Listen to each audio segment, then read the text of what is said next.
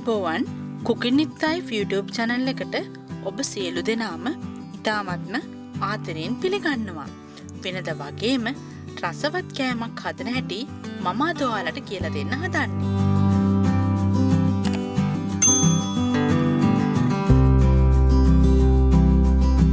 පොල් වලින් බිස්කට් එකක් හදන හැටි ඔයාලට කියලා දෙන්නේ. මේක ඉතාමත්ම ලේසි, ඒ වගේම ඉතාමත්ම ඉක්මනින් ඔයාලට ගෙදරදීම හදාගන්න පුළුවන්.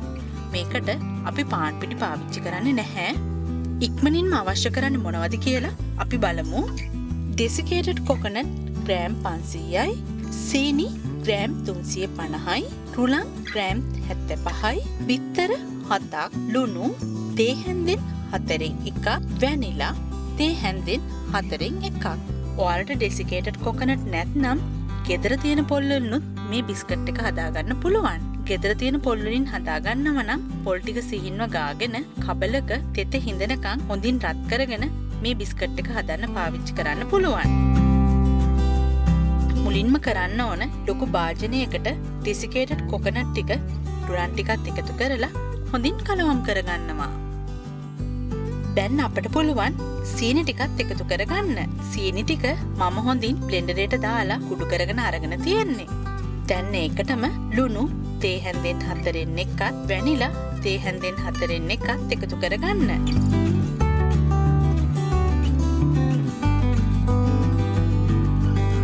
දැන් අපි පාවිච්චි කරන බිත්තර 7ත් එකතු කරගන්නවා.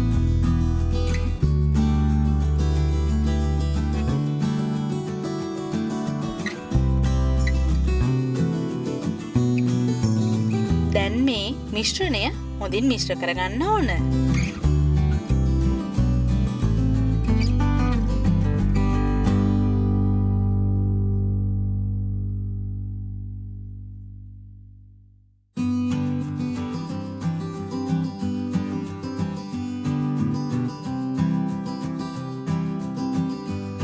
මේ තියෙන්නේ ඒ විදිහට අපි මිශ්‍ර කරගත්තු පොල් බිස්කට් මිශ්‍රණය. මේ විදිහට බටර් ටිකක් තවරගත්තු ට්‍රේ එකකට පාන් පිටි ටිකක් ඉසගෙන ට්‍රේ එක සකස් කර ගන්නවා.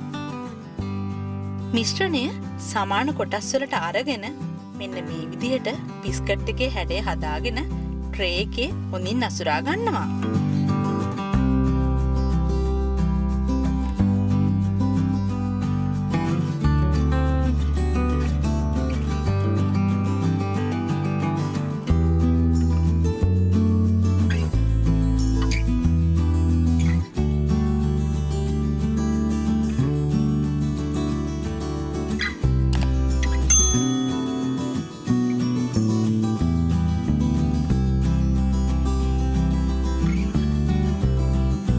oven එක විනාඩි 10ක් සෙල්සියස් අංශක 150කට ප්‍රී හීට් කරගන්න ඕන.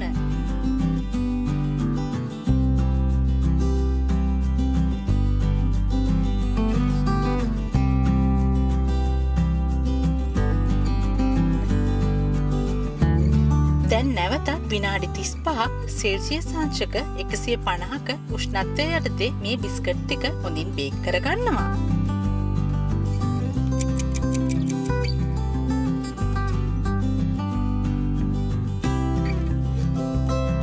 දැන් ඔයාලට මේ පේන්නේ හොඳින් බේක් වුණු රසම රස පොල් බිස්කට් එක.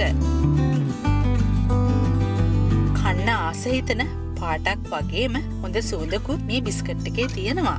ඔයාලට ඉතාමත්ම ඉක්මනින් ලේසියෙන් මේ බිස්කට් එක ගෙදරදීම හදාගන්න පුළුවන්. ඔයාලත් හදලා බලන්න. අපිව සබ්ස්ක්‍රයිබ් කරන්න අමතක කරන්න එපා. අපිත් එක්ක එකතු වුණාට බොහොමත්ම ස්තුතියි.